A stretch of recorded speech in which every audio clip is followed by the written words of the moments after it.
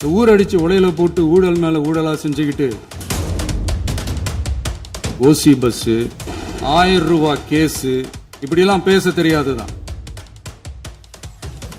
போதைப் பொருள் பாதுகாவல் கழக மாடல் அரசாங்கம் செஞ்ச ஒவ்வொரு ஊழலா வெளியில வந்துகிட்டு இருக்கு. டாஸ்மாக்ல பார்ட்டி ஃபண்ட் கட்சி நிதி அப்படின்ற பேர்ல அடிச்ச கொள்ளையெல்லாம் ஒன்னா இப்போ கவர்மெண்டோட கஜானாவுக்குள்ள கொண்டு சேர்த்துக்கிட்டே இருக்கிறோம். நாம ஏதோ ஷூட்டிங்ல இருந்து நேரா வந்து சிஎம் ஆன மாதிரியே சில பேர் ஒரு இமேஜ் கிரியேட் பண்றாங்க.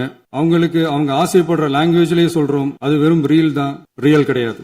தமிழ்நாட்டு மக்களோட மனசுக்குள்ள போறதுக்கு நாம பட்ட பாடு நமக்கு மட்டும்தான் தெரியும். இதெல்லாம் புரிஞ்சாலும் புரியாத மாதிரி இருக்கிறவங்க தான் நம்மள நடிகன் என்று சொல்லியும் நம்ம கட்சிய நடிகன் கட்சின்னு சொல்லியும் சில நக்கல் நையாண்டி இதெல்லாம் பேசுவாங்க. அதை பத்தி நமக்கு கவலை இல்லைன்னு.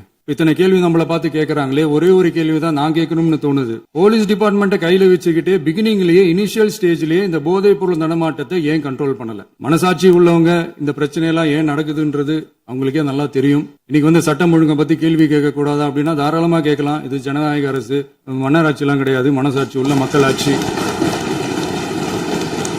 அதனால கேள்வி கேட்கலாம், எல்லாருக்கும் எல்லா உரிமையும் உண்டு. விமர்சனம் செய்யலாம், எல்லாருக்கும் எல்லா உரிமையும் உண்டு. ஆனா நம்ம ஆட்சியில என்ன நடவடிக்கைகள் எடுத்திருக்கோன்றது தெரிஞ்சுக்கிட்டு அதுக்கு ஏத்த மாதிரி ஒரு நடுநிலையா பேசுனீங்கன்னா கொஞ்சம் நல்லா இருக்கும். சட்டம் ஒழுங்கை பத்தி யாருக்கு என்ன யோசனை இருந்தாலும், மக்கள் நலனுக்காக யாருக்கு என்ன யோசனை இருந்தாலும் அதை தாராளமாக சொல்லலாம். நம்ம அரசு அது காது கொடுத்து கேட்கும். ஆனா நம்ம அரசனுடைய நிர்வாக திறன் அதை பத்தி பேசுறவங்களுக்கு இந்த ஊரடிச்சு உலையில போட்டு ஊழல் மேல ஊழலா செஞ்சுக்கிட்டு அதுல இருந்து தப்பிக்கிறதுக்கு பேர் தான் நிர்வாகத்திறன் அப்படின்னு சொன்னா, அப்படிப்பட்ட ஒரு ஊழல் செய்யற நிர்வாகத்திறனை நம்ம அரசு ஒரு நாளும் செய்யாது. தமிழ்நாட்டின் கருவூலம் எப்படி திசை மாறி உருமாறி தேய்ந்து ஓய்ந்து கிடைக்கிறதுன்னு சொன்னாங்க. திசை மாறி உருமாறி தேய்ந்து ஓய்ந்துன்னு வசனம் மாதிரி ரைமிங்கா இல்லாம வளமான இலக்கியமா இதே சபையில பேசினவங்களோட திறமையான ஆட்சியில நடந்த நிதி மேலாண்மையை பத்தி வெள்ளை அறிக்கையா வெளியிட்டோம். வெள்ளை அறிக்கை வந்ததிலிருந்தே கண்ணை கட்டுதுங்க. அந்த காலத்துலதான் பிள்ளையோ பிள்ளை தொல்லையோ தொல்லைன்னு சொன்னாங்க. அதே மாதிரி தாங்க அவங்க ஆட்சியாலையும் அவங்களாலையும் இன்னைக்கு தமிழ்நாட்டுக்கே தொல்லையோ தொல்லை. இப்படி ஒரு நிலைமையை உண்டாக்கி வச்சுட்டு இவங்க சொல்றாங்க நமக்கு ஆட்சி செய்ய தெரியாதுன்னு. நம்ம அமைச்சர்களுக்கும் நம்ம சட்டமன்ற உறுப்பினர்களுக்கும் ஒன்னும் தெரியாதுன்னு. ஆமாங்க, எங்களுக்கு தெரியாதுதான். எங்க சட்டமன்ற உறுப்பினர்களுக்கும் அமைச்சர்களுக்கும் மக்கள் பணி செய்ய தெரிஞ்ச அளவுக்கு மக்கள் பணத்தை சுருட்ட தெரியாதுதான். டெண்டர்களை முறைப்படுத்த தெரிஞ்ச அளவுக்கு அதோட ரேட்டை உயர்த்தி ஊழல் செய்ய தெரியாதுதான்.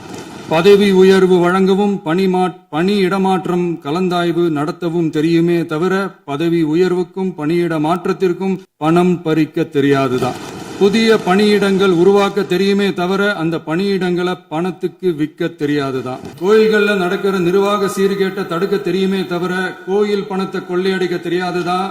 தங்கத்தை உருக்கி தாரை வார்க்க தெரியாதுதான். கனிம வளத்தை பாதுகாக்க தெரிஞ்ச அளவுக்கு கனிமத்தை வித்து கொள்ளையடிக்க தெரியாதுதான். அரசு வருமானத்தை அரசு கஜானாவுக்கு மாத்த தெரிஞ்ச அளவுக்கு அந்த பணத்தை தனிப்பட்ட கஜானாவுக்கு மடை மாத்த தெரியாதுதான்.